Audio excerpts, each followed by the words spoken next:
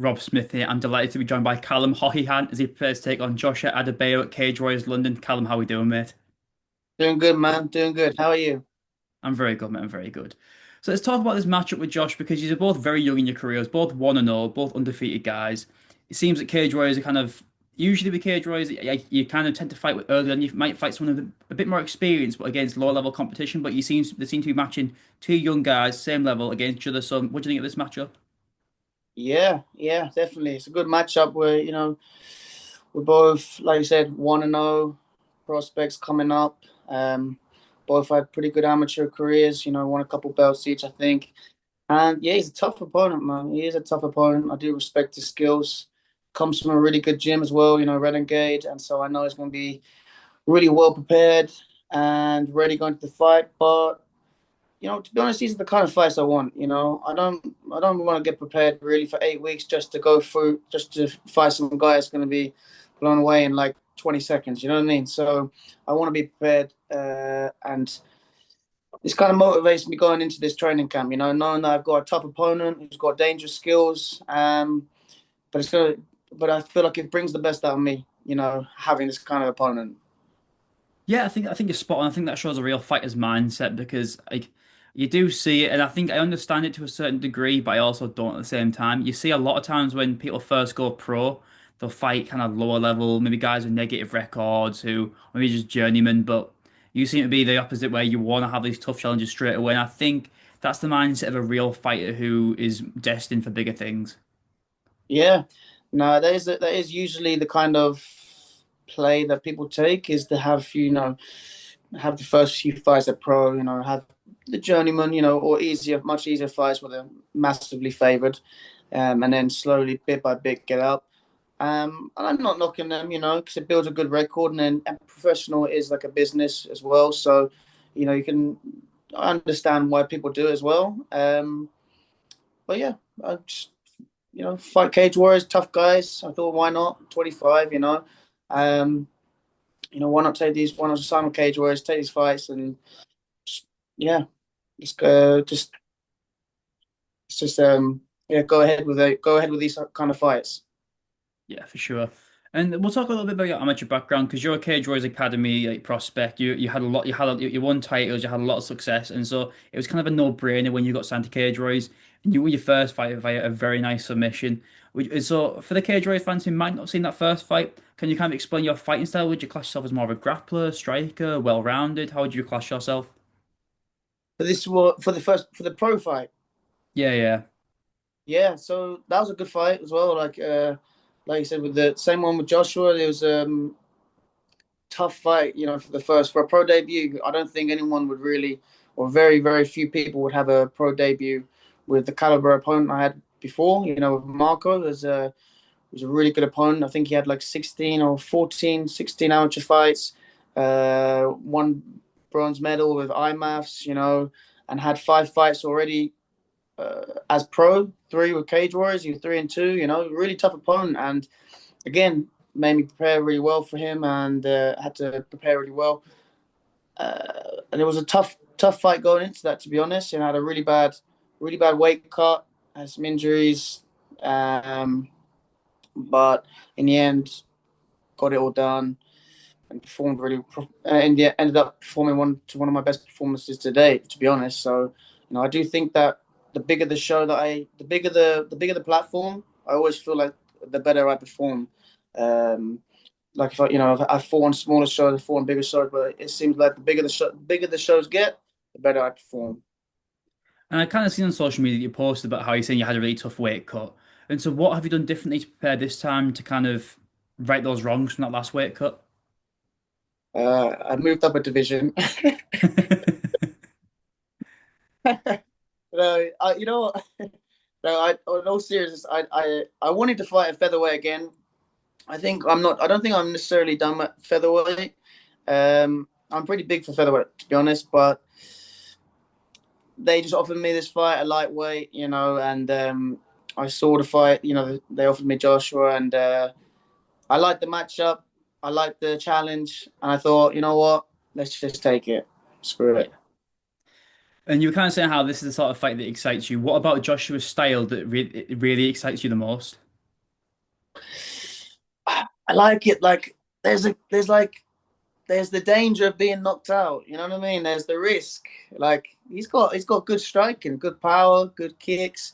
You know, and I'm not gonna lie. Like there's opportunities where he could definitely knock me out and stuff. So I need to be careful, and it makes me have to be sharp. It has to make me not take things for granted when in the fight and in the build up to training to make sure that I'm always switched on and that kind of that fear of that or potentiality or strong potential or decent potentiality of that happening is what excites me, man. It's what makes me want to train harder and prepare as best as possible.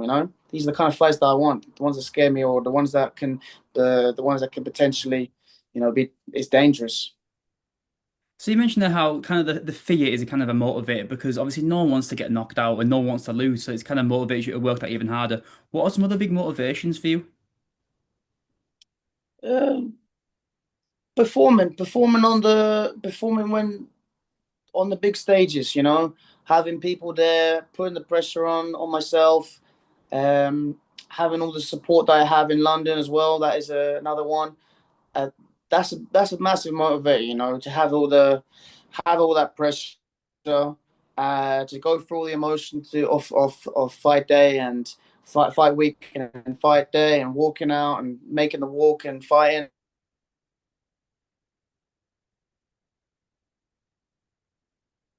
I have the more risks is what makes me uh, the most motivated I can be.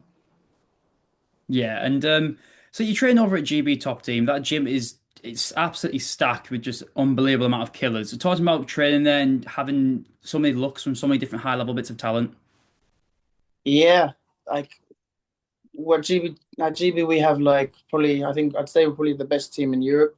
We have very blessed, very lucky to have the amount of high quality sparring partners have each day. And I was saying, how this fight has so many risks and potentialities of outcomes. At GB Top, I couldn't be better prepared, because of all the people I have. I'm fighting someone that's 6'1", and some gyms might only have a couple of guys that are tall. Let's say they're sick, they're not coming in. Go fight someone, training with guys that are smaller than me. That's not ideal. But here it's like got 5, 6, 7 high quality sparring partners that are, kind of that can simulate uh, Joshua's style. You know what I mean? And so having that, and then having not just tall guys, but also having tall guys and the level that they are at. We got number one amateur fighters here. We got UFC fighters here. We got PFL fighters here. Nathaniel Wood, Alfie Davies, PFL. We got all these guys, Nick Bagley, all these guys that we have to spar with.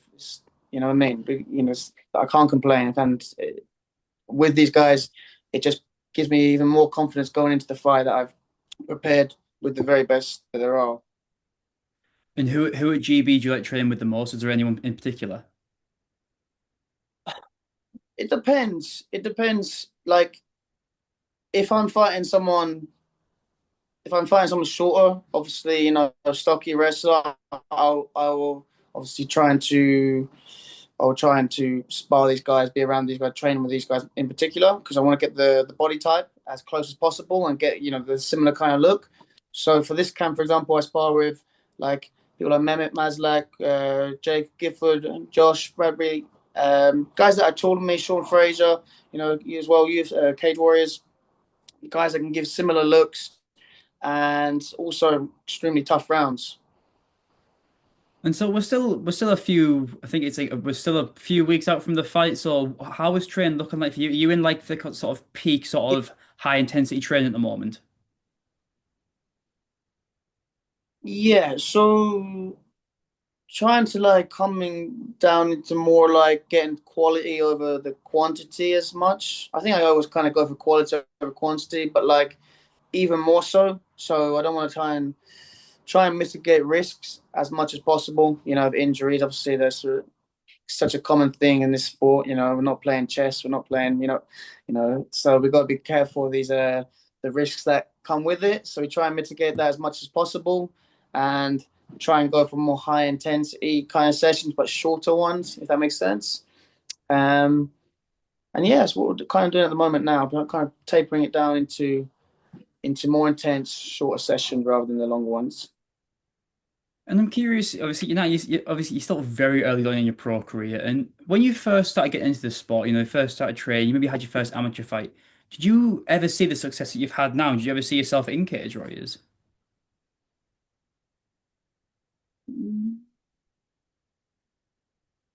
Yeah, maybe.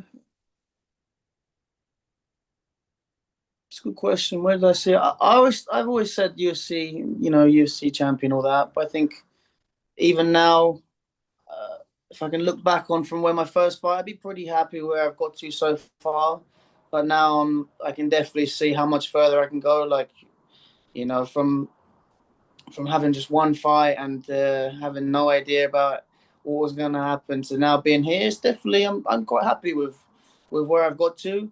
Um, but now that I'm here and the level that I think I'm at and who I'm sparring with, who I'm competing with, training, fighting against, and everything else, I definitely can see myself winning Cage Warriors title within a couple of years and beating a lot of these top guys, the best guys in Cage Warriors. I can definitely see myself beating these guys, knocking these guys out, and then yeah, see what goes from there. You'll see, and yeah, see what happens from there. And I'm curious because you mentioned how you don't feel like you're potentially fully done at featherweight. Obviously, I know it's a way yet, and you don't, but it's good to have I think it's good to have long-term goals. Could you see yourself being two-weight champion in Cage Warriors? Why not? Why not? I think I think featherweight. I've got away from my teammate Nick Bagley to get out of the way. Like he could go win the belt. He could go fight Harry, win the belt. He can go He can go UFC or Dana White, whatever, and then we can go for a featherweight. And then you know what? I see the featherweight champs. Who are they? Harry and the other guy, Brazilian guy, right? The guy that beat his brother George. Oh, Samuel Silver. I do look at both of those guys. That's the one. Yeah, yeah. I actually didn't. I can't actually. I shouldn't actually even say because I didn't watch the fight. But I've seen both of these. I have seen them fight before a trainer. I think I could. I think I could beat these guys. To be honest, you know what I mean. So yes, I could see myself winning both featherweight, and I could see myself being lightweight champion as well. So do you think you could go in there right now and beat them, or is that like a future thing?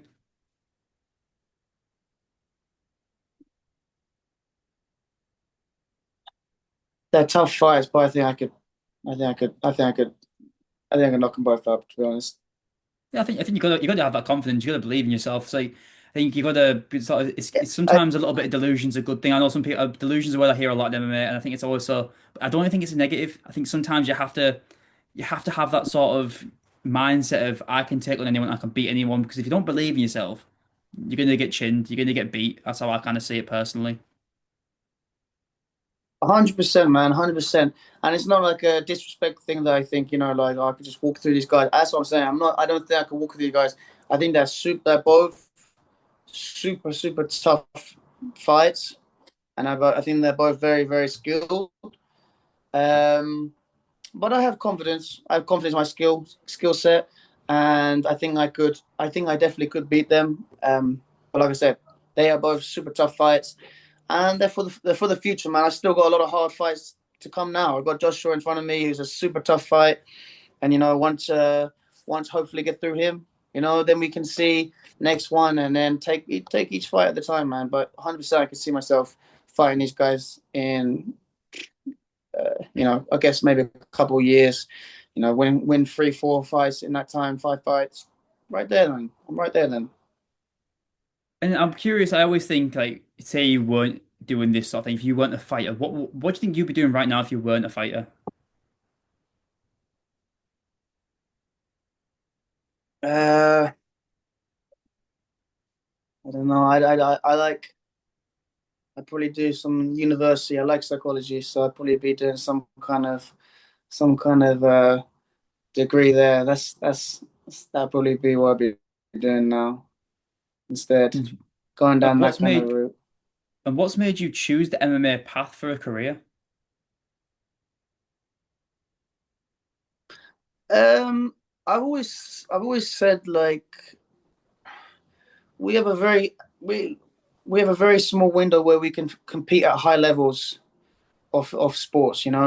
We once we're done, let's say 35. I know there's fighters that go past that. Sorry to anyone if I feel like I'm offending you. I'm not, but you know, let's say 35 average, right? Then you have a whole nother lifetime. You have a whole two nother lifetimes of your adulthood of what you already lived to go. So it's like I think I would be I would kick myself for the rest of my life if I didn't go for it now. If I didn't take the opportunity to do something competitive, something that I'm good at, something that I enjoy, something that I love doing, something that's very difficult, something that's forces me to have to overcome so many challenges, deal with all the emotions that come with it. The losses that I faced, the damage, the injuries, everything. But I think that going through all this is actually going to shape me better off even after I'm done fighting. So, like I said, what I want to do afterwards, I definitely will do this afterwards, and the life that I want to pursue after. I think that the what fighting gives you is only gonna better me going forward. But like I said, main thing is we only have a very short window. Why not do something now while we can actually do it? And then you can go and do that thing you want to do afterwards for the rest of your life, for the next 40, 50 years. You got all that time to do it. Just go for something now. You got the chance, you're young, go for it. Yeah, it's kind of I've heard that mindset a lot recently. I was speaking to Leon Arms the other day, and he was saying how one of his big motivations is having no what ifs in his life. He doesn't want to think, oh, what if I'd gone for it? What if I'd tried this? What if I'd done this? And I think it's a good motivation to have. You want to live life on your terms. You want to just take the risk. I think that's what life's about. If you're not taking risks, you're going nowhere, or you're just stagnant at the same level the whole way. Life is about taking risks. So I respect that mindset for a young fighter, mate. I really do. No, that's it, 100%. Take risks. I think if we don't, we have to take risks, and like this fight with Joshua is a risk. Like Leon Arms, speak of him, that's a good fight. I actually wouldn't mind fighting Leon Arms. I like his style. He's a good fighter as well. I'd like to fight him down the line as well. I think he's featherweight, right? Yeah, he's featherweight. Yeah, He's featherweight. yeah. He's what's his record? 3-1. His record's 3-1. That's a good fight. I'd like to fight Leon. I like his he's from Harry's team as well. I think they're good fighters down there. That'll be a good fight. Yeah, He's mostly striker as well. I'm not really yeah. a That fan of that his that that, that wrestlers. that's It's a bit that'd be a fun boring. matchup. Yeah. I'm joking. I'm joking. Wrestling. I like wrestling. I'm joking. Grappling. And my final question is: can we get an official prediction for your fight, mate? Final predictions.